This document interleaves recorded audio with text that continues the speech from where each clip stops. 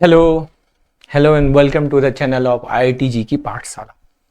मैं एसराज चौधरी आपका हार्दिक अभिनंदन करता हूं। तो बच्चों, कैसे हो आप लोग?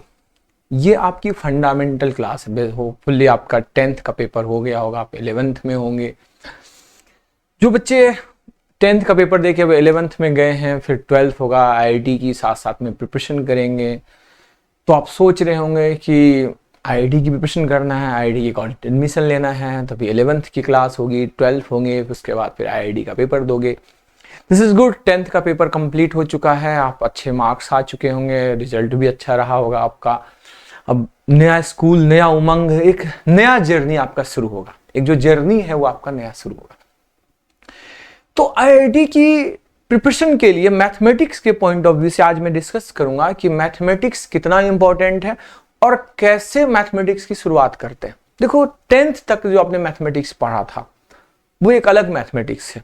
मतलब उसमें क्या है कि बहुत सारे बच्चों को देखोगे जो मतलब मैथ्स में उनके 90+ मार्क्स आए हैं, लेकिन फिर भी वह आगे मैथ्स नहीं लेंगे, आई थिंक बायो लेंगे, व्हाटएवर जो भी लेंगे। मतलब उनका बस मार्क्स आ गया। 10th तक में मार्क्स उठाना अलग अलग बात है, और मैथ्स को समझना, मैथ्स को लविंग करना, वो एक अलग इंपॉर्टेंट है। अगर आपको मैथ्स से प्यार है, अब आपके ब्लड में, DNA में अगर मैथ्स बहता है, तभी आप मैथ्स के बारे में बहुत अच्छा सोच सकते हो, और तभी आप IIT को भी क्रैक कर सकते हो। तो नॉर्मली मैथ्स पढ़कर रट कर आप सोचोगे हम IIT निकाल लें, तो नो भाई।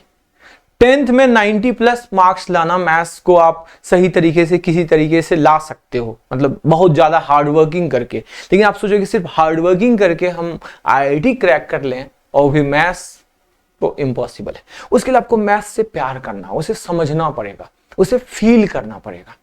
तो मैं आपको बताऊंगा कि मैथ्स को फील कैसे करते हैं, कैसे मैथ्स आपके DNA में बहना शुरू हो जाता है, आपके ब्लड में कैसे मैथ्स आ जाता है। तो देखो, आज जो पहली क्लास है, this is the first class. तो आज जो हम स्टार्ट करेंगे ना, वो एक ब्रिज, 10th की मैथ्स और 11th की मैथ्स में एक ब्रिज क्या है, वो एक ब्रिज के बारे में बातें करेंगे। वो है फंडामेंटल ऑफ मैथमेटिक्स। उसमें अलजेब्रा की, मेनली अलजेब्रिक कॉन्सेप्ट ही होते हैं, और जो बेसिक चीजें जो 10th तक में आप पढ़ चुके हो, कहीं न कहीं 10th तक में वो सब सारी चीजें पढ़ चुके हो। बस वो क्या है कि सही तरीके से एक ब्रिज करना, एक रिकॉल करना है। पहले अपन रिकॉल की बात करते हैं, तो नंबर्स की बात करते हैं। पहले नंबर सिस्टम से शुरू करते हैं कि नंबर्स की बात करते हैं कि नंबर सिस्टम, संख्या पद्धति क्या है। तो नंबर्स में दो भागों में बांटा गया नंबर्स को। एक था अपने पास रियल, नंबर, और दूसरा था कॉम्प्लेक्स नंबर। तो रियल नंबर, कॉम्प्लेक्स नंबर क्या होता है? पहले रियल नंबर को समझते हैं कि रियल नंबर होता क्या है। तो रियल नंबर को अपन डिनोट करते हैं, रियल नंबर को R से डिनोट करते हैं। कैसे डिनोट करते हैं? R से। और कॉम्प्लेक्स नंबर को डिनोट करते हैं Z, और इस तरीके से क्रॉस लगा देते हैं। तो इसको कॉम्प्लेक्स नंबर को डिनोट करते हैं। कॉम्प्लेक्स नंबर को A प्लस आयोटा B के फॉर्म में लिखते हैं। A प्लस आयोटा B के फॉर्म में लिखते हैं। A जो इसमें होता है वो रियल पार्ट होता है। A is the real part, यह रियल पार्ट होता है। और यह इस तरीके से Z बना देते हैं, रियल पार्ट। और यह जो B होता है, जो I के साथ अटैच है, इसको बोलते हैं imaginary part. I for imaginary part, यह इमेजिनरी पार्ट कहलाता है। जैसे आपको एक एग्जांपल दे दिया कि 5 + 3i, तो यह 5 + 3i जो है ये कॉम्प्लेक्स नंबर है। अब इसमें 5 रियल पार्ट है और 3 जो है वो इमेजिनरी पार्ट है। हो सकता है कई बार A 0 आ जाए, A जो है वो 0 हो गया, A की वैल्यू 0 हो गई, तो बस सिर्फ क्या बचा? IB, मतलब आयोटा B। तो iota B purely imaginary number, उसको आप क्या बोलोगे? Purely imaginary number. और हो सकता है कभी B ही 0 हो जाए, तो B ही 0 हो गया, तो बस सिर्फ क्या बचा? A। तो प्योरली रियल नंबर हो गया, वो फिर किस में आ जाएगा? रियल नंबर की श्रेणी में आ जाएगा। तो रियल नंबर और कॉम्प्लेक्स नंबर। तो कॉम्प्लेक्स नंबर मैंने बताया आपको A प्लस आयोटा B। अब A जो है वो रियल पार्ट कहलाता है, और IB जो होता है वो क्या कहलाता है? इमेजिनरी पार्ट कहलाता है। अब एक चीज और आपको बताऊंगा कि आयोटा स्क्वायर इक्वल टू -1 होता है। ये पूरा डिटेल, ये कॉम्प्लेक्स नंबर, ये सिलेबस है, एक अलग चैप्टर है, वो अपन बाद में पढ़ेंगे कॉम्प्लेक्स नंबर। और बहुत शानदार क्वेश्चंस पूछे जाते हैं IIT में। अब तो वो एक अलग पार्ट है, कॉम्प्लेक्स नंबर अपन बाद में पढ़ेंगे। अभी अब बात करते हैं बहुत डिटेल में। अभी अपन बात करेंगे कि रियल नंबर्स। तो रियल नंबर्स होता क्या है? रियल नंबर्स होता है कि वो जितने नंबर्स जिसको आप नंबर लाइन पर रिप्रेजेंट कर सकते हो। जिसको किस पर रिप्रेजेंट कर सकते हो? नंबर लाइन पर। तो नंबर लाइन पर रिप्रेजेंट कर सकते हो। नंबर लाइन मतलब minus infinity two plus infinity, यहां मतलब zero. Minus infinity two plus infinity आप बचपन में पढ़े थे अपने स्कूलिंग में कि minus infinity two plus infinity में जिस भी नंबर को हम संख्या रेखा पर नंबर लाइन पर रिप्रेजेंट कर सकते हैं वो सब के सब रियल नंबर कहलाते हैं। वैसे कंफ्यूजन होगा कि सर √2 √3, हाँ √2 √3 भी रियल नंबर है। आपको याद होगा कि 10th में 8th में 7th में शायद क्लास में आपने देखा होगा कि प्रूव करना है नंबर लाइन पर रिप्रेजेंट कीजिए, 8 या 9th में कि नंबर लाइन पर रिप्रेजेंट कीजिए √2 √3 को, तो वो भी रियल नंबर्स में आता है।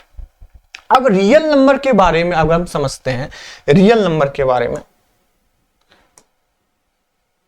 ओह सॉरी, ये कहीं कुछ और लग गया। ओके तो रियल नंबर के बारे में और समझते हैं। तो रियल नंबर में क्या होता है? दो चीजें बनती हैं रियल नंबर, एक रैशनल और एक इरेशनल।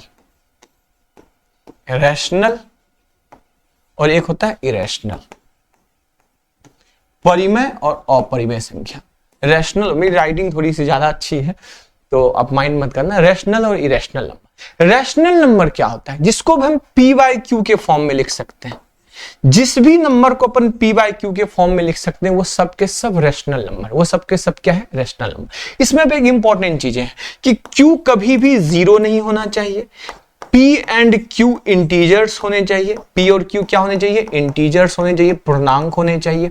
q कभी भी जीरो नहीं होना चाहिए और p और q जो होना चाहिए, p और q वो इंटीजर्स होने चाहिए। p और q क्या होने चाहिए? इंटीजर्स। तो ये सब के सब, जैसे मान लो आपने बोल दिया रेशनल नंबर, जैसे 5 7 8 9, ये तो इंटीजर रेशनल है ही। जैसे कुछ भी लिख दिया रेशनल नंबर, हाफ, 3/2, 5/7, +5/7, -3/7, ये सब के सब क्या है? रेशनल नंबर, जिसको हम p/q के फॉर्म में लिख सकते हैं। p और q इंटीजर्स होने चाहिए और q कभी भी जीरो नहीं होना चाहिए। इरेशनल नंबर को दो कैटेगरी में लिखते हैं। एक इरेशनल मतलब किसी भी नंबर, कोई भी नंबर है उसके ऊपर पावर फ्रैक्शन डाल दो। क्या डाल दो? फ्रैक्शन। और यह सिंपलेस्ट फॉर्म में होना चाहिए। किस फॉर्म में होना चाहिए? Simplest form.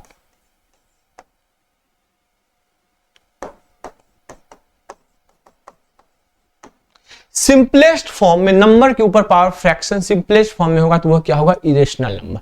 जैसे मैं तुम्हें एक एग्जांपल बताता हूं इरेशनल नंबर के। जैसे आपने देखा इरेशनल नंबर के एग्जांपल, जैसे मैंने लिख दिया 9 पे पावर हाफ, 3 पे पावर 1/3। अब बताओ कौन रेशनल है और कौन इरेशनल है? तो भाई यह नंबर है, इसके ऊपर पावर फ्रैक्शन है 1/3, तो यह तो इरेशनल हो गया। यह क्या हो गया? इरेशनल। लेकिन तुम्हारे दिमाग में आ रहा हो कि 9 पे पावर हाफ, यह भी नंबर पे पावर एक फ्रैक्शन है, यह भी इरेशनल नंबर है। नहीं, यह सिंपलेस्ट फॉर्म में नहीं है। तो कैसे सिंपलेस्ट फॉर्म में डालोगे इसे?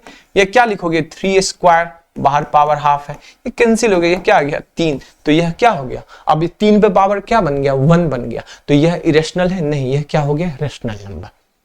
तो सिंपलेस्ट फॉर्म में लिखना जरूरी है। सिंपलेस्ट फॉर्म में करने के बावजूद भी वो उस फॉर्म में रहे कि नंबर के ऊपर पावर फ्रैक्शन हो जाए, तो वह क्या हो जाएगा अपने पास? इरेशनल। जैसे एक एग्जांपल और मैंने लिख दिया तुम्हारे पास 8 पर पावर समथिंग 2/3।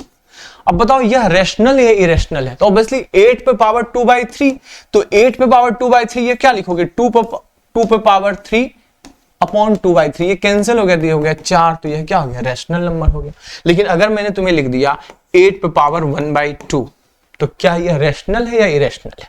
अब इसको सिंपलेस्ट फॉर्म में लिखते हैं। तो 8 पे पावर हाफ, 8 को क्या लिखोगे? 2 पे पावर 3 बाहर पावर हाफ, तो ये क्या होगा? 2 पे पावर 3/2, तो क्या यह बेसिकली 2√2 बन गया। तो ये क्या इरेशनल नंबर या रैशनल नंबर? दिए एक इरेशनल नंबर। क्यों? क्योंकि सिंपलेस्ट फॉर्म करने के बावजूद भी यह नंबर पे पावर क्या है? फ्रैक्शन है। तो क्या हमने समझा? रैशनल हमने समझा कि वह नंबर जिसको हम नंबर संख्या रेखा पर नंबर लाइन पर रिप्रेजेंट कर सकते हैं वह सब रैशनल नंबर्स होते हैं। वो सब तो रियल नंबर्स होते ही हैं और रैशनल भी इरेशनल दोनों होंगे। रैशनल के बारे में हमने सीखा कि वह p/q के फॉर्म में होना चाहिए, p और q इंटीजर्स होगा और q कभी भी जीरो नहीं होगा। इरेशनल नंबर के बारे में हमने क्या सीखा कि किसी भी संख्या पे पावर अगर फ्रैक्शन डाल दो और वो सिंपलेस्ट फॉर्म में उसी फॉर्म में रहता तो वह क्या हुआ? इरेशनल। और एक आगे डेसिमल में भी होता है कि नॉन टर्मिनेटिंग नॉन रिपीटिंग भी वह किस में कहलाता है? वह भी इरेशनल नंबर में कहलाता है, तो वो अपन बाद में डिस्कस करेंगे। चलिए अब इस पर सवाल कैसे बनते हैं, बहुत बेहतरीन सा सवाल, बेसिक सा सवाल। ये सब मैं भी बता रहा हूं फंडामेंटल क्लासेस है, जो चीजें आप 10th में पढ़ चुके हो। कोई नई चीजें नहीं पढ़ाऊंगा अभी मैं आपको, वही सारी चीजें पढ़ाएंगे जो ऑलरेडी पढ़ चुके, बस एक रिकॉल कर रहा हूं। तो देखो इस पर एक सवाल, एक सिंपल सा सवाल आता है। मैं आपको एक बात पूछ, जैसे नंबर लाइन, अगर मैं आपसे एक बात पूछूं कि ये नंबर लाइन पर रिप्रेजेंट कर दिया प्लस इन्फिनिटी माइनस इन्फिनिटी, यह 0 है, आपको पता है कि इधर 1 2 3 4 5 6 7 समथिंग रहेगा। मान लो हमने ये 1 लिख दिया, ये 2 लिख दिया, इधर ये -1 लिख दिया, ये -2 लिख दिया। मैं आपसे अगर यह पूछूं कि how many numbers between real numbers between 1 and 2, 1 और 2 के बीच में कितने रियल नंबर्स हैं, तो इन्फिनिटी रियल नंबर्स हैं। 1 और 2 के बीच में कितने रैशनल नंबर हैं, तो वो भी इन्फिनिटी है। आप बता ही नहीं सकते हो कि 1 और 2 के बीच में कितने रैशनल नंबर हैं, तो इन्फिनिटी है। लेकिन मैं बोलूं कि 1 और 2 के बीच में कितने इंटीजर हैं, तब 0 होगा। तब क्या होगा, 0। या मैंने यहां 3 भी लिख दिया। अब मैं पूछा कि 1 और 3 के बीच में कितने इंटीजर हैं, तो सिर्फ एक इंटीजर है। लेकिन 1 और 2 के बीच में कितने रैशनल नंबर हैं, तो इनफाइनाइट रैशनल नंबर। इंटीजर्स कितने हैं, तो 1 है। रियल नंबर कितने हैं, रैशनल नंबर कितने हैं, रैशनल नंबर, तो रैशनल नंबर अपने पास क्या है, इनफाइनाइट। रियल नंबर कितने हैं, तो रियल नंबर भी क्या है, इनफाइनाइट। मैं बोलूं कि 2.1 के बाद अगला नंबर, अगला रियल नंबर या रैशनल नंबर बताओ क्या होगा 2.1 के बाद, तो कोई नहीं बता सकता। कई बार लोगों को एक कंफ्यूजन होता है कि एक रैशनल के बाद अगला जो होगा वह इरेशनल नंबर होगा। नहीं भाई, कोई नहीं बता सकता है कि एक रैशनल नंबर के बाद नेक्स्ट अगला रैशनल नंबर कौन होगा, ये नहीं बता सकते। लेकिन इस पर सवाल कैसे बनते हैं, अगर मैं आपसे यह पूछूं कि भाई एक संख्या रेखा पे इसमें मैंने लिख दिया यह 1/5 और मैंने लिख दिया ये 2/5। मैंने पूछा कि इसके बीच में कितने रेशनल नंबर हैं, तो इनफाइनाइट रेशनल नंबर। मैंने पूछा कि 5 रेशनल नंबर बताओ, कितने रेशनल नंबर बताओ, 5। तो बोलोगे सर बहुत सारे इनफाइनाइट है, कुछ भी बता देंगे, 5 तो बता ही देंगे। लेकिन मैंने पूछा नहीं 5 बताना है, लेकिन एट इक्वल डिस्टेंस मैंने बोला find 5 rational number, 5 rational number at equal distance, बराबर दूरी पर 5 रेशनल नंबर बताना है 1/5 और 2/5 के बाद। अब यह सवाल काफी हो गया कि 1/5 और 2/5 के इन बिटवीन 5 रेशनल नंबर निकालने और सब पर इक्वल डिस्टेंस है। तो भाई तुम्हें 5 इक्वल नंबर्स निकालने हैं, तो बेहतरीन तरीका यह है कि 5 बंदे को बैठाओ, 1 2 3 4 5 बंदे बैठ गए। कितने बंदे बैठ गए, 5 बंदे बैठ गए। तो लेकिन यह कितने भागों में बांट दिया, देखो गिनो तो 1 2 3 4 5 6, 5 बंदे इन बिटवीन बैठे, लेकिन सीटें कितनी बन गई, टोटल 6 पार्टीशन हो गया। तो 6 पार्टीशन हो गया, तो इसको क्या करते हैं, 6 से ऊपर नीचे मल्टीप्लाई कर देते हैं, इसको 6 से ऊपर नीचे मल्टीप्लाई कर देते हैं। जैसे आपने 6 से मल्टीप्लाई कर दिया, अब ये क्या बन गया, ये बन गया अपने पास 6/30 और यह क्या बन गया अपने पास 12/30।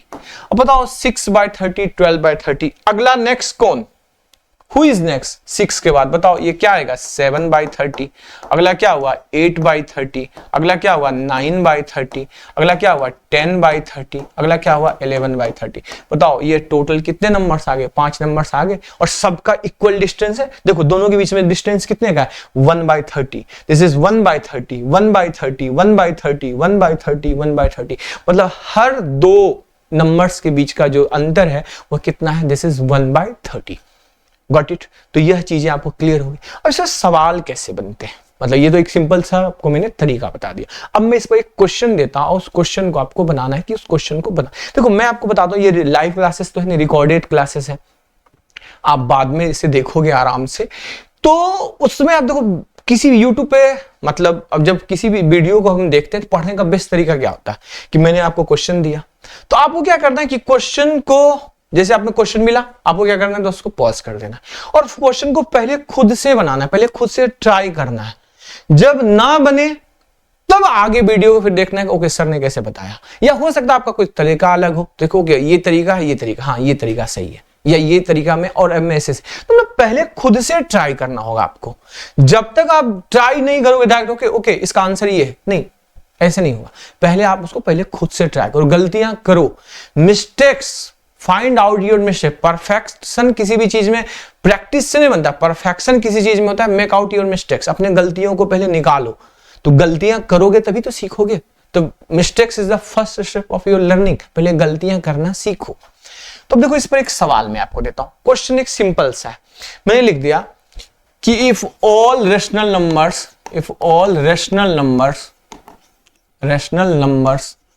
आर written in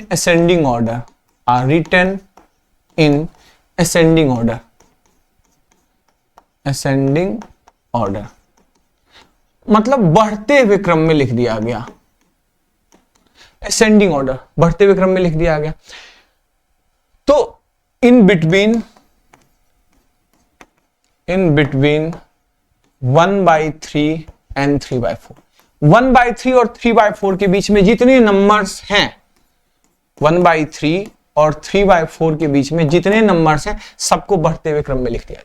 तो आपसे पूछा क्या जा रहा है कि find the number at 3/5 position. Find number at 3/5 position, कि 3/5 पोजीशन पे कौन सी संख्या है। क्वेश्चन समझे क्या है? क्वेश्चन है कि 1/3 और 3/4 के बीच में बहुत सारे असंख्य नंबर होंगे, इनफाइनाइट नंबर्स होंगे, सबको बढ़ते हुए क्रम में लिख दिया। ऑब्वियसली बढ़ते हुए नंबर रेखा, संख्या रेखा पे होगी, नंबर लाइंस पे होगा, तो बढ़ते हुए क्रम में ही होगा, लिख दिया। बोलता है कि इस दोनों के बीच में जितने नंबर्स हैं लिख दिया गया। तो 3/5 पोजीशन पर कौन सी संख्या होगी? Find the number at 3/5 position. अब समझते हैं कि 3/5। अब सोचो, क्वेश्चन की प्लानिंग करो, समझो कि किस तरीके से क्वेश्चन पे अटेम्प्ट करते हैं। ऑब्वियसली 10th के अंदर का सवाल आपने स्कूलिंग में ये पढ़ा होगा। तो अब पहले मैं आपको बताता हूं कि कैसे। पहले खुद से बनाओ, पॉज कर दो वीडियो को, खुद से ट्राई करो, नहीं बने फिर देखो कि मैं कैसे बताता हूं। अब मैं स्टूडेंट होता तो मैं कैसे समझता, देखो मैं इसका सॉल्यूशन बताता हूं। 3/5 स्थान पर मैंने 1/3 और 3/4 लिख दिया। पहले लिखा 1/3 और यहां लिख दिया 3/4। तो पहले तो ये सोचो कि अभी तक जितने क्वेश्चंस हमने कर रहे थे उसमें क्या था कि नीचे बेस सेम था, यहाँ 3 है बेस, वहां क्या है 4 बेस। तो पहले बेस को सेम बनाओ। तो बेस को सेम बनाने के लिए 3 और 4 का एलसीएम 12 है, तो इसको 4 से मल्टीप्लाई किए, इसको किससे मल्टीप्लाई किए? 3 से मल्टीप्लाई किए। अब यह नंबर क्या बन गया? ये बन गया 4/12 और ये क्या बन गया अपने पास? 9/12। 9/12, ठीक है, ठीक है, कोई दिक्कत नहीं। अब बोलता है 3/5 पोजीशन पे, 3/5 पोजीशन। तो 3/5 पोजीशन मतलब 5 में से तीसरा। 3/5 की मीनिंग क्या होती है कि 5 में से तीसरा, मतलब मुझे 5 नंबर चाहिए, उसमें तीसरा नंबर। तो 5 नंबर चाहिए तो मतलब हमें 6 भागों में से बांटना होगा। तो अपन 6 भागों में से जब बांटेंगे तो 6 से मल्टीप्लाई करेंगे। तो चलिए अपन इसको 6 से मल्टीप्लाई करते हैं। जैसे 6 से आपने मल्टीप्लाई किया, इसको 6 से मल्टीप्लाई किया, 6 से मल्टीप्लाई किया, तो यह क्या बन गया? 24/72। और यह क्या बन गया अपने पास? 54/72। अब यहां तक कितने नंबर्स हैं? इनफिनाइट नंबर्स हैं। मुझे 5 भागों में बांटना है, मतलब 5 में से तीसरा नंबर चाहिए। तो 5 नंबर लिखिए, लिखते हैं अपन 5 नंबर, 1 2 3 4 5। अब देखो कितने इक्वल डिस्टेंस पे, सब इक्वल डिस्टेंस पे। 3/5 पोजीशन मतलब 5 में से तीसरा, तो ऑब्वियसली इक्वल डिस्टेंस पे होगा। ये तो बाय डिफॉल्ट समझने वाली चीज है। तो अब देखो यहां 24 से 54 कितना का गैप है? टोटल 30। तो आपको 30 का गैप है, तो 6 गैपों में बांटना, 1 2 3 4 5, मतलब 1 की वैल्यू कितनी हो गई? 5, मतलब 5 का डिफरेंस जाते जाएगा। तो 5 5 24, 5 कितना आया? 29/72। ये कितना आया? 34/72। ये क्या आया? 39/72। ये कितना आया अपने पास? 44/72। यह कितना आया अपने पास? 49/72। और ये क्या आया? 5 और जोड़े 54/72। 3/5 मतलब 5 में से तीसरा नंबर, फर्स्ट सेकेंड थर्ड। तो ये तीसरा क्या आ गया? 39/72। पहला, दूसरा, तीसरा, चौथा, पांचवा, मतलब 5 में 3/5 मतलब 5 में से तीसरा। तो तीसरा अपने पास कौन है? 39/72। This is 39/72। अब 39/72 को आप कट कर सकते हैं। 3 से कट गया, कितना आया? 13, और 3 से कट गया 24। 13/24 जो है वह क्या है? 3/5 पोजीशन पे। वैसे तो 3/5 आपको दिख रहा है कि मिडिल वाला नंबर होगा, लेकिन उसी में बोलता है 7th बाय 9th पोजीशन पे कौन सा नंबर होगा। मतलब 7th बाय 9th है, मतलब टोटल 9 नंबर निकाल, उसमें 7वां नंबर कौन सा होगा। 9 नंबर निकालना है तो आपको क्या करना होगा, 10 से मल्टीप्लाई करना होगा। क्यों? क्योंकि 10 भागों में बांटना है। मतलब होपफुली आपको ये चीजें क्लियर हो गई होगी। तो इस पर मैं आपको मान लो इस पर एक सवाल दे देता हूँ, मतलब समझ गए आपके पास। एक बार फिर से मैं रिपीट कर देता हूं, सवाल क्या है। सवाल यह था अपने पास, देखिए ध्यान से, सवाल यह था कि 1/3 और 3/4 के बीच में जितनी संख्याएं सबको बढ़ते हुए क्रम में लिख दिए। बोलता है कि 3/5 पोजीशन पे कौन सी संख्या होगी। मतलब है कि किसी भी चीज को 5 भाग में बांटो, उसमें तीसरा भाग पर कौन बंदा बैठा हुआ है। तो उस केस में हम क्या करते हैं, उस केस में हम करते क्या है कि पहले तो इसका बेस सेम बनाई 1/3 और वहां क्या है 3/4, तो 4 और 3 का एलसीएम 12, इसको 4 से इसको 3 से मल्टीप्लाई किए। अपने पास क्या आ गया, अपने पास ये आ गया 4/12, ये आ गया 9/12। अब क्या समझते हैं, इसे ध्यान से समझते हैं जरा, कि अब 4/12 9/12 के बीच में अपने को 5 नंबर चाहिए। तो 5 नंबर चाहिए तो 6 से मल्टीप्लाई करें, अभी जस्ट बताया क्योंकि 6 भागों में उसको बांटता है। तो 6 से मल्टीप्लाई किए तो 24/72 और यहाँ क्या आया 54/72। अब क्या हुआ, समझे इससे ध्यान से कि कितने का गैप है, 30 नंबर्स दिख रहे हैं, टोटल 30। तो अपने पास 5 एलिमेंट्स में बांटना है, तो अपने पास क्या होगा कि 6 भागों में बांटना है। तो 6 भागों में बांटना है तो 6 यूनिट की वैल्यू कितनी हो गई 30, तो 1 यूनिट की वैल्यू कितनी हो गई 5। मतलब 5-5 का गैप पर आगे बढ़ते जाना। क्यों, देखो ना 24 से 54 टोटल 30 का गैप दिख रहा है। तो यहाँ अपन को 6 भागों में, टुकड़ों में बांटना है, 1 2 3 4 5, 6 भागों में बांटना है। तो 6 की वैल्यू 30, तो 1 की वैल्यू क्या हो गई 5। 5-5 का गैप करते जाइए, 24 + 5 क्या आया 29/72, 34/72। इस तरीके से अपन करते चले जाएंगे। तो होपफुली आपको यह चीजें समझ में आ गई होंगी। चलिए अब रेशनल नंबर के बाद रेशनल नंबर को आगे पढ़ते हैं। तो रेशनल नंबर में जो अपन पढ़ेंगे वो रेशनल नंबर में क्या क्या पढ़ेंगे, रेशनल नंबर। तो रेशनल नंबर में जो अपन पढ़ेंगे वो सब क्या क्या पढ़ेंगे। रेशनल नंबर को मैं बता दूं, क्यू से डिनोट करते हैं। किससे डिनोट करते हैं, क्यू से, क्यू से डिनोट करते हैं। तो रेशनल नंबर को क्यू से डिनोट करते हैं। तो रेशनल में अपन पढ़ेंगे क्या क्या, इंटीजर्स, पूर्णांक की बात करेंगे, इंटीजर्स की बात करें। अब इंटीजर्स में भी प्लस इंटीजर माइनस इंटीजर, आपको पता है plus integer minus integer, zero, non negative integer, non positive integer, सब जानते हो आप। अगर मैं नॉन नेगेटिव इंटीजर की बात करूं तो 0 से शुरू होगा, नॉन पॉजिटिव इंटीजर की बात करूं तो 0 से शुरू होगा, सिर्फ पॉजिटिव इंटीजर की बात करूं तो ऑब्वियसली 1 से शुरू होगा, नेगेटिव इंटीजर की बात करूं तो -1 से शुरू होगा। ये सब बेसिक चीजें आपको पता है। इंटीजर्स के बाद आप इसको आई से डिनोट कर लें। कई बार यह प्लस आई माइनस आई, अगर प्लस आई दे दिया तो प्लस इंटीजर, अगर माइनस आई दे दिया तो नेगेटिव इंटीजर -1 से। नॉन नेगेटिव, मैं फिर बोल रहा हूं, नेगेटिव इंटीजर नॉन नेगेटिव में डिफरेंस है। अगर नेगेटिव इंटीजर बोलेगा तो -1 -2 -3, नॉन नेगेटिव बोलेगा मतलब जो नेगेटिव नहीं है, मतलब 0 1 2 3 यहां से शुरू करेंगे इंटीजर। फिर दूसरा होता है होल नंबर। होल नंबर आपको पता है कि कहां से शुरू करते हैं, 0 से शुरू करते हैं। तो होल नंबर को डिनोट किससे करते हैं, ऑब्वियसली W से डिनोट करते हैं, W से डिनोट करते हैं। और कहां शुरू होता है 0 1 2 3 समथिंग। नेचुरल नंबर, तो नेचुरल नंबर को किससे डिनोट करते हैं, आपको N से डिनोट करते हैं। और ये कहां शुरू होता है 1 2 3, ये सब आप चीजें आपको पता है, क्वांटिटी तो बेसिक चीज है। अब आपको मैं बताता हूं, एक चीज वर्ड होता है समेसन, सिग्मा जिसको बोलते हो, और एक होता है पाई।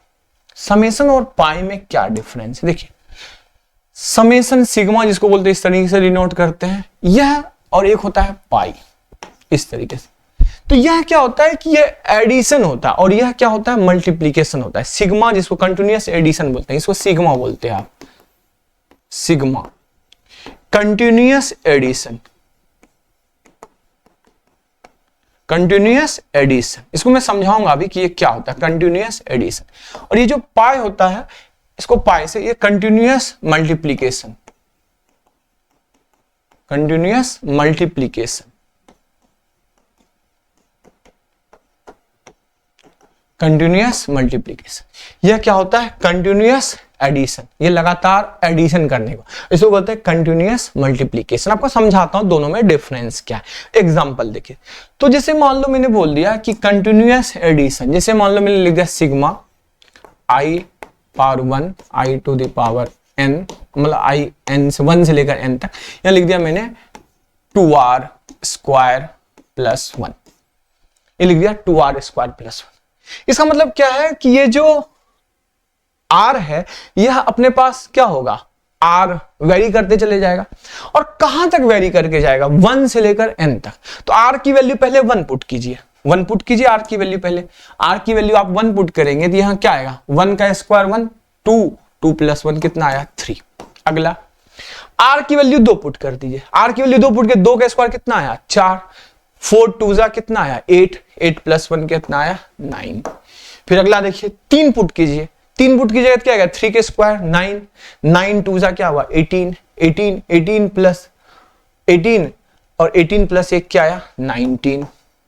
अगला 4 पुट कीजिए, 4 की वैल्यू कितनी होगी? 4 का स्क्वायर कितना है? 16, 16 2 जा क्या? 32, 32 प्लस 1 क्या आया? 33। मतलब इस तरीके से एक सीरीज बन गया, इस तरीके से क्या हुआ? सीरीज बन गया। मतलब इसमें एडिशन होते जा रहा है, इसमें एडिशन होते जा रहा है। समझ रहे हो मेरी बात? लेकिन अगर वही चीज समथिंग अगर मैं आपसे बोलूं, वही चीज में डिफरेंस में आपको समझाता हूं, यही दूसरे में लिख के आपको जस्ट अभी डिफरेंस बता रहा हूं। अगर यहां लिख दिया मैंने पाई, यहां हमने लिख दिया अपने पास पाई, यहां आई इक्वल टू मान लो लिख दिया आई इक्वल टू 3 से आई इक्वल टू 10 तक, और यहां अपने पास लिख दिया 2i माइनस 4, 2i माइनस 4। हाँ यहां आर लिख सकते हो, आर इक्वल टू 1 से लेकर आर इक्वल टू n तक समथिंग। यहां मैंने i इक्वल टू 3 से लेकर i equal to 2i minus 4। अब i की वैल्यू 3 लिखा, कहां से शुरुआत? यहां लोअर लिमिट है, यह पहले पुट करेंगे और लास्ट कहां तक जाना है? 10 तक। इसमें लास्ट कहां तक जाना था? n तक। तो अगर मैं इसका लास्ट टर्म लिखूं तो ये होता है 2n स्क्वायर प्लस 1, इसका लास्ट टर्म ये होता। मतलब हम उसमें वैल्यू, इसको बोलते हैं समेशन, इसको बोलते हैं क्या? सिग्मा भी बोल सकते हैं, समेशन बोल। और ये क्या था? पाई। ये मल्टीप्लीकेशन। जैसे अब मैं i की वैल्यू 1 पुट किया, मतलब सॉरी यहां 3 है, 3 से शुरू किया, 3 पुट करते हैं तो 3 2 जा कितना आया? 6, 6 माइनस 4 2 इनटू, अब क्या साइन देंगे? मल्टीप्लाई। अब i की वैल्यू अगला कौन पुट करेंगे? 4, तो 4 पुट किया, 4 2 जा कितना आया? 8, 8 माइनस 4 क्या आ गया? 4। चलिए अगला पुट कीजिए, अगला पुट करेंगे आपके पास क्या हो जाएगा? 5, 5 2 जा 10, 10 माइनस 4 क्या आया? 6। तो दिख रहा है कि ये दो दो का गैप है। अगला कितना आ जाएगा? 8, ऐसे चलते जाएगा। लास्ट 10, 10 2 जा कितना आया? 20, 20 माइनस 4 कितना आया? 16। तो इस तरीके से लास्ट कहां तक जाएंगे हम? 16 तक जाएंगे। मतलब 2 4 6 8 सब आपस में क्या है? मल्टीप्लाई। तो आपको ये दोनों में डिफरेंस पता चल गया होगा कि this is the sigma summation, continuous addition होता है, और ये कंटिन्यूअस क्या होता है? मल्टीप्लीकेशन। ये कंटिन्यूअस मल्टीप्लीकेशन कहलाता है। यह आपको एक बेसिक चीजें मैं आपको बताया। अब ये बहुत इंपॉर्टेंट, इसका बहुत ज्यादा यूज है समेशन का। मतलब कह सकते हो कि एक सिंपल सिंपल सवाल भी बच्चे समेशन को देख के डर जाते हैं। किसी भी क्वेश्चन को टफ बनाना, उसमें समेशन लगा दो, पाई लगा दो। भाई पूरी ट्रिग्नोमेट्री में सबसे ज्यादा यूज होता है। कई बार ये इसका यूज इंटीग्रेशन में बहुत शानदार यूज आता है। इंटीग्रेशन इस तरीके से बना दिया फंक्शन, वहां बच्चे फंस जाते हैं। मतलब ये बहुत डरावना होता है, मतलब देख के बस लगेगा। तो यहां मैंने इसलिए जस्ट आपको समझाया कि आपको डरना नहीं है। ये जस्ट क्या है? कुछ नहीं है। यह एक सीरीज बनेगा जिसमें एडिशन होगा, और यह एक सीरीज बनेगा जिसमें मल्टीप्लिकेशन। और सही बताता हूं, आगे जाके इस पर क्वेश्चंस देख के इतने डरावने से लगेंगे, लेकिन इसको जानोगे तो आपस में कटूट के तुरंत आंसर आ जाएगा। तो कुछ फॉर्मूले मैं आपको बता दूं, समेशन के कुछ फॉर्मूले होते हैं। जैसे मान लो सबसे समेशन का एक सिंपल सा फॉर्मूला बताता हूं। समेशन का जैसे मान लो समेशन का फॉर्मूला समेशन n या r लिख दिया यहां, दिस इज r, और r इक्वल टू 1 से लेकर r इक्वल टू n तक। तो यह क्या है? Summation of r, summation of r मतलब क्या? 1 2 3 4 5 कहां तक? n तक। तो मतलब यह बना 1 प्लस 2 प्लस 3, क्योंकि r है मतलब r की वैल्यू 1 लिखो, 2 लिखो, 3 लिखो, कहां तक? n तक। तो आपको पता है इसका योग का फॉर्मूला क्या होता है? n plus 1/2। ये बेसिक चीजें आपको पता है। दूसरा मैं आपको बता रहा हूं summation of r equal to 1 से r इक्वल टू n तक r स्क्वायर। मतलब ये क्या हुआ? यह स्क्वायर एडिशन, मतलब लिख सकते हो 1 का स्क्वायर, 2 का स्क्वायर, 3 का स्क्वायर से लेकर कहां तक? n का स्क्वायर तक। यह क्या होता है अपने पास? यह होता है n plus 1, 2n plus 1 upon 6। Basic चीजें ये सब आपको पता है। इसी में मान लो मैंने तीसरा लिख दिया आपके पास summation of r equal to 1 से r equal to n r cube. तो मतलब ये क्या आया? 1 का क्यूब, 2 का क्यूब, 3 का क्यूब से लेकर कहां तक? n का क्यूब। तो यह क्या बना आपके पास? n प्लस 1/2 का क्या हो गया? Whole square. ये सब तो बहुत बेसिक है, आप सबको पता है। मैं कुछ और भी चीज आपको बताता हूं, ठीक है? यह तो क्यूब तक हो गया। अब आपको पावर 4 का बताता हूं। जैसे मान लो मैंने लिख दिया summation of r equal to 1 से r equal to n, r पे पावर 4, मतलब ये बताया 1 पे पावर 4, 2 पे पावर 4, 3 पे पावर 4 से लेकर n पे पावर 4। इसका फॉर्मूला होता है n plus 1, 2n plus 1, 3n square plus 3n minus 1 upon 30। इस तरीके से इसका फॉर्मूला। एक दूसरा फॉर्मूला भी होता है, कह सकते हो ये तो फैक्टराइजेशन फॉर्म में है, लेकिन कई बार ये पॉलिनोमियल फॉर्म में दे देता है। पॉलिनोमियल फॉर्म में क्या आएगा? पॉलिनोमियल फॉर्म में आएगा 1/5 n पे पावर 5 प्लस 1/2 n पे power 4 plus 1/3 n Q plus 1/3 n Q. यह आ गया 1/5 n पे पावर 5, 1/2 n पे पावर 4, 1/3 n क्यू माइनस होता है माइनस n/30, माइनस n/30। यह क्या होता है? पॉलिनोमियल फॉर्म में। यह पॉलिनोमियल फॉर्म में हो गया, पॉलिनोमियल फॉर्म। यह पॉलिनोमियल फॉर्म में हो गया। यह फॉर्म, ये दोनों सेम है, दिस एंड दिस। आप इस फॉर्म में कभी यूज कर सकते हो, कभी इस फॉर्म में यूज कर सकते हो। एक बार लिख लीजिए, काफी अच्छा है। n पे पावर 5/5 प्लस 1/2 n पे पावर 4 प्लस 1/3 n पे पावर 3 माइनस n/30। और इस तरीके से भी आप याद रख सकते हो, एक सिंपल सा। अब मैं आपको कुछ और इसमें समझा दूं, कुछ एडवांस चीजें, जैसे ये क्लियर है। अब मान लो इसमें आता है अपने पास एक ऑड नंबर्स का, एक क्या आता है? ऑड नंबर्स का। जैसे मैंने लिख दिया summation of r to the power 1 से r to power 2n minus 1। यहां r मतलब ये क्या आया? 1, फिर क्या आया अगला? 3, अगला क्या आया? मतलब समझ रहे हो कि यहां अपने 2r माइनस 1 या 2r प्लस 1 कुछ भी लिख सकते हो। यहां 2r माइनस 1, 2r माइनस 1। तो अब पहला क्या आया? 1 आया। अब r की वैल्यू 2 पुट करोगे, 2 दूनी 4 माइनस 1 क्या आएगा? 3 प्लस 5। तो ये सारे ऑड नंबर्स दिख रहे हैं, और ये कहां तक आए? 2n माइनस 1 तक आए। तो इसका फॉर्मूला होता है अपने पास n स्क्वायर। इसका फॉर्मूला क्या होता है? n square. ये डिराइव हो गया, इसमें एपी का फॉर्मूला लगता है, फिर उसको ऐड करते हैं, उसी से ये बनता है। तो आपको मैंने जस्ट लिखवा दिया ताकि आपको ये सब याद हो। ये क्या था? ऑड नंबर्स का सम। जैसे मान लो 50 ऑड नंबर्स का योग क्या होगा? 50 का स्क्वायर क्या हो जाएगा? 2500। 30 ऑड नंबर्स का लगातार 1 से शुरू, कंसेक्यूटिव लगातार, और कहां से शुरू होना चाहिए? 1 से। तो कितना करेगा? 30 का स्क्वायर कितना हो जाएगा? 9। 30 तक नहीं, 30 ऑड नंबर। टोटल कितने ऑड नंबर्स? क्लियर? अगर वही इवन में हो जाए, summation of r equal to 1, यहां r इक्वल टू n, और यहां आ गया 2n मतलब 2r। तो 2r मतलब 2, अगला क्या आएगा? 4, क्या आएगा? 6, और ये कहां तक आएगा? 2n तक। तो यह क्या होता है? n plus 1। मतलब इसका फॉर्मूला होता है n प्लस 1, n प्लस 1। मतलब है कि ऑड नंबर्स का योग का फॉर्मूला हो गया n, ऑड नंबर्स का योग का फॉर्मूला हो गया n स्क्वायर, और n इवन नंबर के योग का फॉर्मूला हो गया n प्लस 1। मतलब अगर मैं आपसे ये पूछूं कि 2 प्लस 4 प्लस 6 प्लस 8 100 तक में कितने even numbers? Obviously 50 even numbers हैं, तो इनका योग क्या हो गया? तो 50 इंटू 51, तो 50 इंटू 51 कर दोगे, आ जाएगा आंसर इजिली। ठीक है, अब मैं आपको बताता हूं, यह तो क्लियर है, गॉट इट, गॉट इट, ठीक है। अब आपको बताता हूं कि ऑड नंबर्स के एडिशन का स्क्वायर, स्क्वायर का एडिशन, जैसे मान लो summation of r equal to 1 से r equal to n, 2r minus 1 का होल स्क्वायर। अब ये क्या दिख रहा है? ऑड नंबर्स है, ऑड नंबर्स का स्क्वायर, मतलब 1 का स्क्वायर, 1 का स्क्वायर, 3 का स्क्वायर, 5 का स्क्वायर से लेकर 2n माइनस 1 का स्क्वायर। ये ऑड नंबर का क्या आया? ऑड नंबर का सम आ गया। तो ऑड नंबर्स के सम का फॉर्मूला होता है n 2n minus 1 2n plus 1 by 3।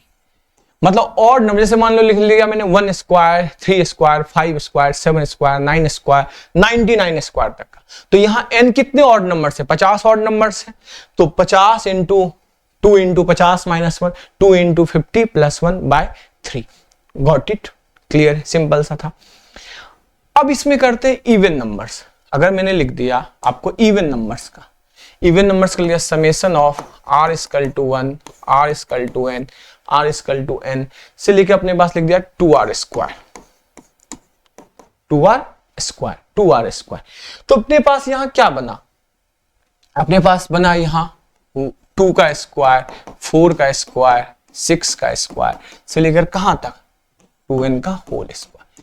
तो इसका फॉर्मूला अपने पास क्या बना, n n plus 1 2n plus 1 2/3 2n n plus 1 2n plus 1 2n 2n 2n n plus 1 2n plus 1/3।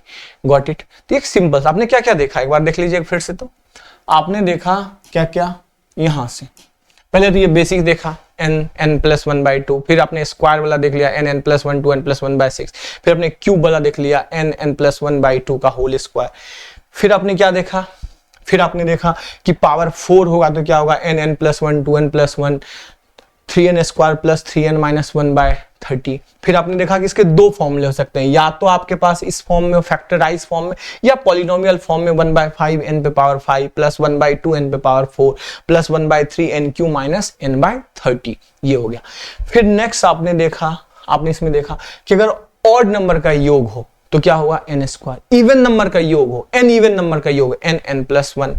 फिर आपने आगे देखा क्या कि ऑड नंबर के स्क्वायर का n 2n minus 1 2n plus 1/3, even number के स्क्वायर का। तो इसमें n जो दिख रहा है इसमें लास्ट टर्म नहीं है, n इसमें नंबर ऑफ टर्म्स है, 2n n plus 1 2n plus 1/3। ये सब चीजें क्लियर हो गया। अब मैं आपको बताता हूं कि एक होता है एडिटिव इनवर्स, एक होता है एडिटिव इनवर्स, एडिटिव आइडेंटिटी और एडिटिव इनवर्स। दूसरा होता है मल्टीप्लिटिव आइडेंटिटी और मल्टीप्लिटिव इनवर्स। एडिटिव आइडेंटिटी क्या होता है, एडिटिव आइडेंटिटी, एडिटिव आइडेंटिटी टीटी मतलब something x plus x dash equal to 0। मतलब किसी भी चीज का एडिटिव आइडेंटिटी होता है x, समथिंग x है, additive identity x dash equal to 0। तो अगर मैं बोलूं एडिटिव इनवर्स क्या होता है, एडिटिव इनवर्स,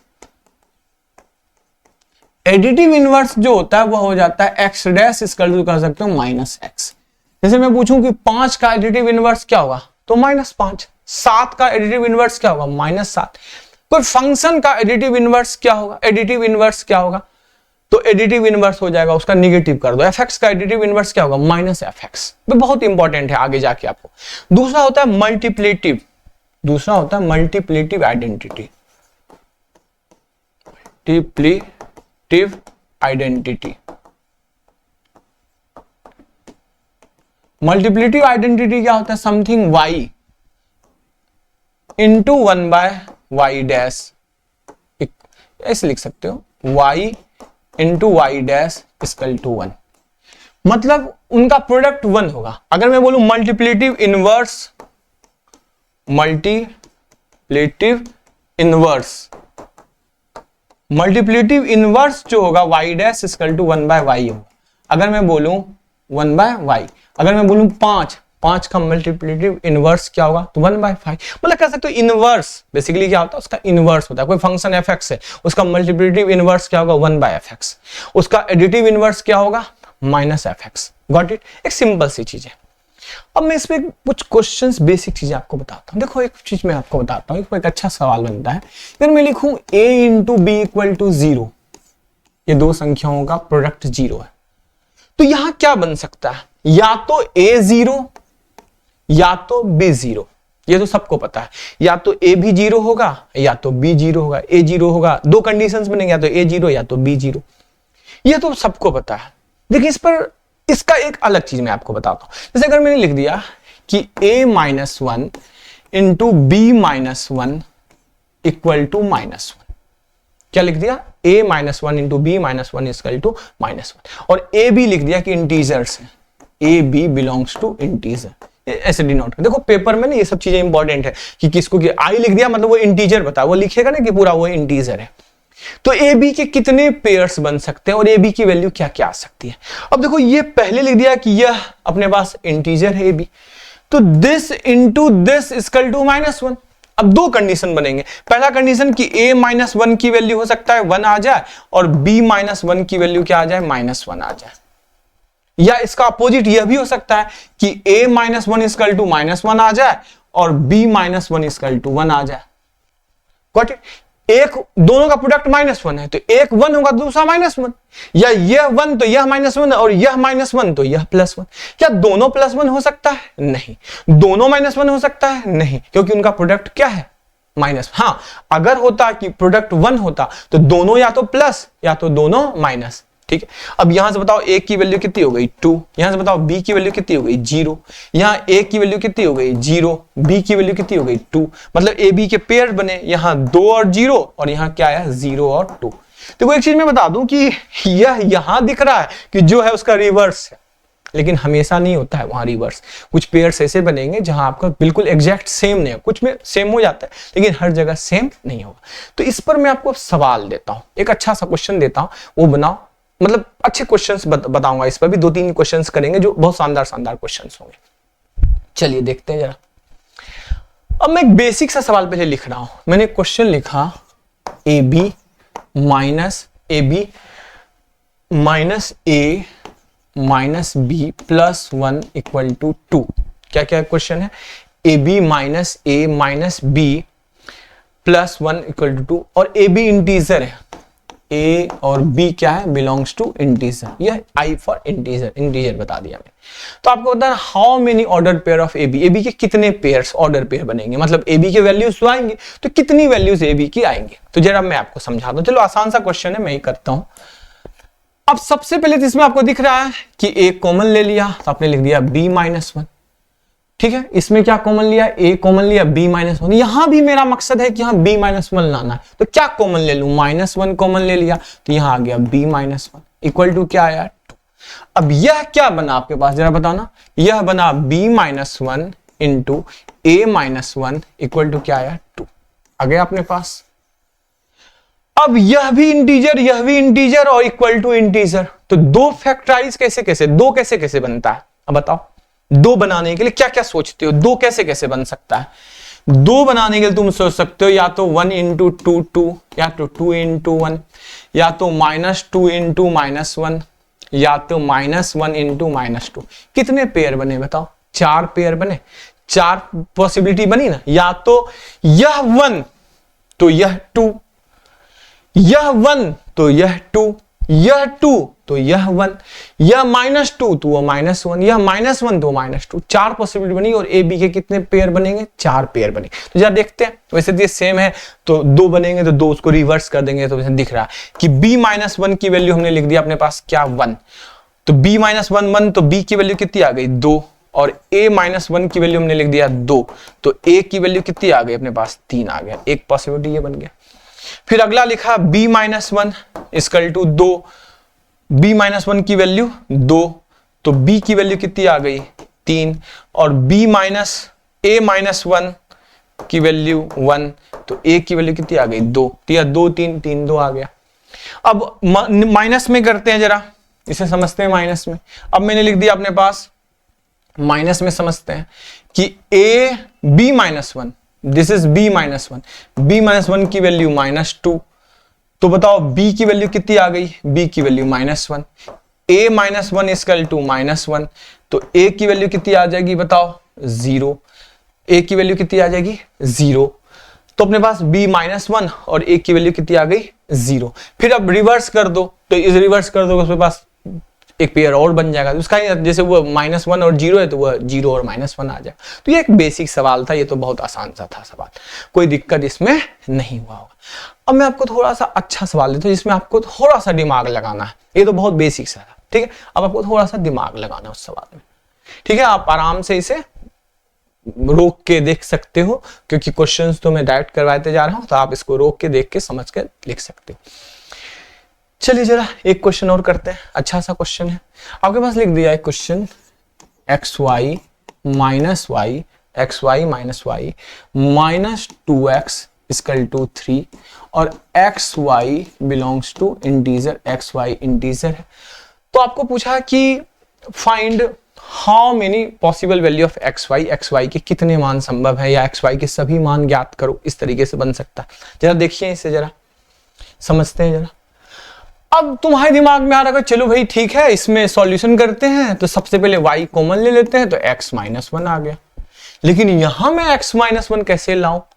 तो भाई x माइनस 1 लाने के लिए यहां 2x था, माइनस 2x है, तो यहां अपन को 2 कॉमन लेना पड़ेगा। क्या लेना पड़ेगा? 2 कॉमन लेना पड़ेगा। तो 2 कॉमन तभी लेंगे जब यहां 2 होगा। 2 क्या होगा? तो यहां 2 हमने ऐड किया, तो यहां भी 2 क्या कर दिया? ऐड कर दिया। अब दिखा कैसे दिमाग में आया कि यहां 2 ऐड करेंगे। मुझे मतलब मेरा मोटो है कि यहां x माइनस 1 है, तो मुझे यहां भी x माइनस 1 चाहिए। तो माइनस आ गए तो माइनस कॉमन लेंगे, मतलब यहां 2 चाहिए प्लस 2, तभी माइनस कॉमन लेंगे, तो यहां x माइनस 1 बचेगा। तो यहां 2 हमने ऐड कर रहा था, इधर भी क्या किया? ऐड किया। मतलब हर चीज के प्रोप एंड कॉन्स होते हैं, मतलब समझना पड़ेगा इसका कॉन्सिक्वेंसेस क्या है। तो अब जैसे ले लिया यहां y x माइनस 1, यहां क्या हो गया? 2 कॉमन लिया x माइनस 1, और यहां क्या आया? 5। अब आपको दिख रहा होगा कि क्या करना है। अब आपको दिख गया this is y minus 2 and this is x minus 1 equal to क्या है? 5। अब ये बन गया। अब 5 कैसे कैसे बन सकता है? आपको पता है कि 1 5 क्या क्या बन सकता है? 1 5, यहां पॉसिबिलिटी लिख दीजिए कि 1 बनेगा 5 बनेगा, या इधर 5 इधर 1, या -1 -5 या -5 -1, ये 4 केसेस बने। अब इसकी वैल्यू पुट करते जाइए कि y माइनस 2, मैं बस लिख रहा हूं y माइनस 2 की वैल्यू 1, और तो x माइनस 1 की वैल्यू 5। फिर अगला लिखेंगे आप कि y माइनस 2 इक्वल टू 5 और x माइनस 1 इक्वल टू 1। फिर अगला लिखेंगे ऐसे -1 -5 -5 -1। 4 केसेस बनेंगे और चारों केसेस में आप आसानी से क्वेश्चन सॉल्व कर। अब एक बेहतरीन सवाल, अब यह सवाल में तो कुछ भी जान नहीं था, अब जो सवाल दे रहा हूं मैं उसमें एक अच्छा सा जान है। देखिए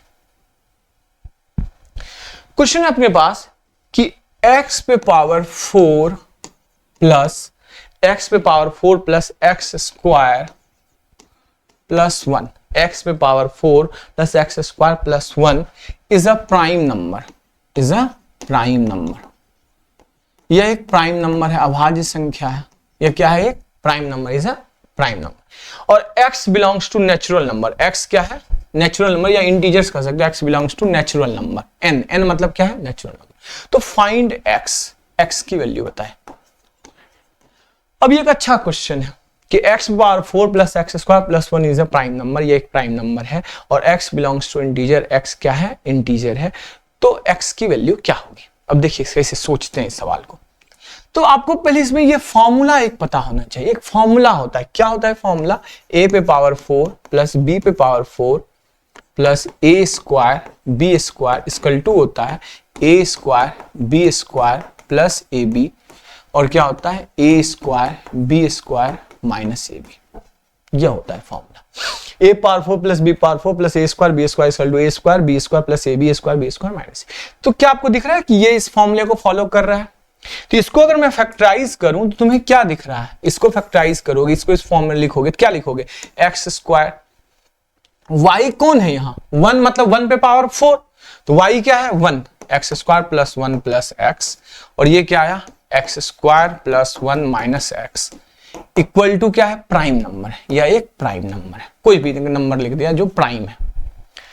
तो प्राइम नंबर आपको पता है कि सबसे छोटा प्राइम नंबर कौन होता है? 2, ठीक है भाई। अगला कौन होता है? 3, फिर 5, फिर 7, फिर 11, 13 ऐसे चले। तो फैक्टराइज कैसे हो सकता है कोई भी प्राइम नंबर? प्राइम नंबर अगर टूटेगा तो क्या उसका 1 2 डिवाइड होता है 1 और इटसेल्फ। तो ये लिख सकते हो 9, मतलब n वह प्राइम नंबर इंटू 1 यही बनेगा ना। n इंटू 1 यही बन सकता है, इसके अलावा कुछ बन सकता है? नहीं बन सकता। n इंटू 1, अब n इंटू 1 तो यह एक प्राइम नंबर है, n इंटू 1 लिख लिया। अब यहां एक n है और एक 1 है, तो ऑब्वियसली है कि यह जब वो नेचुरल नंबर है, जब ये दिया हुआ है कि नेचुरल नंबर है, तो ऑब्वियसली पॉजिटिव है संख्या। तो यह बड़ा है या यह ग्रेटर? ऑब्वियसली यह ग्रेटर है। तो यह किसके बराबर होगा? n के बराबर होगा, और यह किसके बराबर होगा? 1 के बराबर होगा। बस यही एक क्वेश्चन का क्लिक था कि इन दोनों का प्रोडक्ट n इंटू 1 है, क्योंकि कोई भी प्राइम नंबर कुछ टूट ही नहीं सकता है। 7 हो गया, 9 हो गया, 9 तो होता नहीं है, 11 हो गया, 13 हो गया, 13 इंटू 1, 17 इंटू 1, 19 इंटू 1। तो कंफर्म है कि एक तो प्राइम नंबर होगा, दूसरा का प्रोडक्ट क्या होगा? 1। तो कौन सा 1 होगा? n, ये वाला या ये दिख रहा है कि ये नेचुरल नंबर है, तो ऑब्वियसली सभी संख्याएं पॉजिटिव होंगी, तो ये इससे बड़ी होगी संख्या, तो ये बड़ी संख्या होगी, तो ये n होगी, तो ये 1, मतलब इसकी वैल्यू 1 आ गई। तो x square plus 1 minus x की वैल्यू 1, तो 1 से 1 कैंसिल, x कॉमन आ गया, x माइनस 1 की वैल्यू 0। तो यहां क्या आ गया? x की वैल्यू या तो 0 या तो x की वैल्यू 1। क्या x 0 हो सकता है? अगर x आप 0 लिख दो तो ये क्या आ जाएगा 1। तो क्या 1 एक प्राइम नंबर है? नहीं, तो x की वैल्यू हम 0 नहीं ले सकते। तो x की वैल्यू 0 नहीं ले सकते, x की वैल्यू क्या आ गया 1। 1 इसमें पुट करो, क्या आ जाएगा 3। तो 3 एक प्राइम नंबर बिल्कुल सेटिस्फाई कर रहा है। तो आंसर क्या आया? x की वैल्यू 1। तो देखो कितना शानदार सा सिंपल सा सवाल था, बहुत अच्छा क्वेश्चन था। अपन नेक्स्ट क्वेश्चन की ओर चलते हैं। बहुत शानदार क्वेश्चन था। अभी जो अगला भी क्वेश्चन है वो बहुत शानदार, बहुत मस्त क्वेश्चन है, अच्छा सवाल है। देखिए नेक्स्ट क्वेश्चन ये अपने पास है कि दिया हुआ है कि इफ nq माइनस n जो है वो is divisible by k, is divisible by k, एक k से डिविजिबल है। और n जो है वह दिया हुआ है कि वह ऑड नंबर है। n क्या है? एक ऑड नंबर है। n एक विषम संख्या है और n greater than equal to 3, n 3 से बड़ा है या बराबर है। और दिया हुआ है कि फाइंड k मिनिमम, k का न्यूनतम मान बताएं क्या आएगा। क्या है क्वेश्चन? जगह फिर से देखिए, nq माइनस n k से डिविजिबल है, बिल्कुल सही बात है। n क्या है? एक ऑड नंबर, ये भी बहुत अच्छी बात है। और n जो है वो 3 से ग्रेटर है, मतलब ऑड नंबर है तो सबसे छोटा ऑड नंबर 1 होता है, तो 1 नहीं है। 1 के बाद अगला कौन है? 3 होगा, 5 होगा, 7 होगा, 9 होगा, समथिंग जो भी हो। तो k का न्यूनतम मान क्या हो सकता है? तो चलो देखते हैं, इसको सॉल्व करते हैं या कोशिश करते हैं। लेकिन मैं फिर आपको बता रहा हूं, क्वेश्चन को देखने का सॉल्यूशन देखने से पहले वीडियो को पॉज कर दो और खुद से उसे एक बार देखो ट्राई करके, ना बने फिर आगे बढ़ाओ। लेकिन है कि डायरेक्ट सिर्फ आंसर देख ले आप लेट के आराम से बस वीडियो देख रहे हो तो आपको लगेगा कि चीजें नहीं, वो मजेदार नहीं है। और मैं फिर आपको बताऊंगा कि वीडियो को लाइक शेयर जरूर करो, चैनल को सब्सक्राइब जरूर करना, ठीक है। तो चलिए देखते हैं, इसमें n कॉमन ले लिया तो n स्क्वायर माइनस 1। अब आपको पता है ये ब्रेक होगा n प्लस 1 और n माइनस 1 में, ठीक है। अब n क्या है? एक ऑड नंबर। तो किसी भी n को ऑड नंबर को कैसे लिखते हैं? यह 2n माइनस 1 के फॉर्म में लिखते हैं। किस फॉर्म में लिखते हैं? 2n minus 1। अब कैपिटल n के ऊपर 2n माइनस 1 लिख दीजिए। ये लिख दीजिए 2n माइनस 1, यहां लिख दीजिए 2n माइनस 1 प्लस 1, यहां लिख दीजिए 2n माइनस 1 माइनस 1। अब जरा देखिए तो क्या क्या हो रहा है। अब आ रहा है यह 2n माइनस 1, यह 1 1 कैंसल, 2 इंटू n, यह अपने पास 2 कॉमन ले लिए तो यहां क्या आया? n minus 1। तो आपके पास ये क्या बना? 2 into 2 4 n minus 1 into 2n minus 1। तो जनाब जरा इसे देखिए, क्या दिख रहा है आपको? 4 तो 4 तो होगा ही, n माइनस 1 तो n माइनस 1 मतलब एक इवन नंबर तो एक ऑड नंबर, मतलब इसमें इन दोनों ये जो भी होगा एक n माइनस, मतलब कंफर्म है कि जो भी संख्या दो, एक इवन नंबर एक ऑड नंबर, क्योंकि दो कंसेक्यूटिव नंबर्स हैं, एक इवन एक ऑड, मतलब कंफर्म है कि 2 1 3 तो होगा ही। और 2n माइनस 1 अपने पास एक ऑड नंबर अलग दे रखा है। तो मान लो कि यह दो कंसेक्यूटिव नंबर्स हैं, तो यह 2 कंसेक्यूटिव नंबर से एक इवन, तो कम से कम एक नंबर तो इवन होगा ही, तो मतलब इसमें 2 होगा। तो 4 2 8, और यह क्या है? एक क्या है अपने पास? 2n माइनस 1, एक क्या है? विषम संख्या। अब विषम संख्या है 2n माइनस 1, 2n माइनस 1, हाँ नहीं कुछ गलत हुआ है क्या? 2n minus 1 plus 1, 2n minus 1 बिल्कुल सही है, 2n माइनस 1 या तो हाँ, अब 2n माइनस 1 यहां आ गया अपने पास, तो 2n माइनस 1 अपने पास आ गया, तो ऑब्वियसली ये क्या है? इसमें जो भी एक विषम संख्या है तो वह किससे डिविजिबल होगा? 3 से। तो यहां क्या हो गया? 8 या 24, k का मिनिमम मान जो हो गया वो 24। तो किससे डिविजिबल है? 24 से डिविजिबल। किससे डिविजिबल है? दिस इज 24, ठीक है। अब यहां एक चीज और देख सकते हो कि यह 3 से बड़ा है, तो यह 2n माइनस 1 के फॉर्म में ना लिख के 2n प्लस 1 के फॉर्म में भी लिख सकते थे। किस फॉर्म में लिख सकते थे? 2n प्लस 1 के। उस तरीके से भी बनाओगे तो यह बन जाएगा। मान लो मैंने उस तरीके से बनाया कि दिमाग में आए सर विषम संख्या को तो 2n प्लस 1 भी लिख सकते, बिल्कुल लिखना है तो लिख दो। तो यहाँ n की जगह पर लिखो अपना आप 2n प्लस 1, यह क्या आया? 2n प्लस 1 प्लस 1, यह क्या आया? 2n प्लस 1 माइनस 1, यह दोनों कट गया, अपने पास क्या निकला? यहां से 2n प्लस 1, यह क्या निकला? 2n प्लस 2, मतलब यह 2 बाहर निकल गया और अपने पास क्या आ गया? यहां से n प्लस 1, और यहां से क्या निकला? 2 इंटू n। तो अब यहां दिख रहा है आपके पास, ये क्या दिख रहा है? 2 इंटू 2 4 तो आ गया। n प्लस 1 दो कंसेक्यूटिव नंबर है, दो कंसेक्यूटिव नंबर्स में कंफर्म है कि एक नंबर तो इवन होगा ही, तो 4 2 जा कितना आया 8। और यहाँ क्या है 2n + 1, यह एक क्या है ऑड नंबर, ऑड नंबर है मतलब इसमें 3 तो एक होगा ही, तो अपने पास क्या आ गया 4 × 2 × 3 मतलब कितना आया 24। इसका मिनिमम मान कितना आया 24। तो होपफुली आपको यह वीडियो, आपको क्लास काफी अच्छा लगा होगा। तो बच्चों में अब यही बोलना चाहूंगा कि यह हमारी स्टार्टिंग है, शुरू कर रहा हूं मैं चैनल, तो आप जितना ज़्यादा से ज़्यादा वीडियो को शेयर करो, सब्सक्राइब करो चैनल को। नया चैनल है और आपके लिए बस जस्ट शुरुआत कर रहा हूं मैं। तो मैं SR चौधरी आपका हार्दिक अभिनंदन करता हूं और मैं यही बोलूंगा कि आप जुड़िए एक बार। आपको इतना शानदार सही तरीके से, बेसिक तरीके से, बहुत सही तरीके से मैं आपको आगे की ओर ले जाऊंगा कि आपको कभी फील ही नहीं होगा कि मैथ्स इतना टफ भी हो सकता है, मैथ इतना आसान भी हो सकता है। आपको लगेगा कि ये बहुत टफ है, लेकिन वो बहुत आसानी से आपका, जिसको भी मैथ से डर लगता है, जो भी आपके दोस्त है उनको अगर मैथ से डर लगता है तो उनको ये वीडियो जरूर शेयर कीजिए।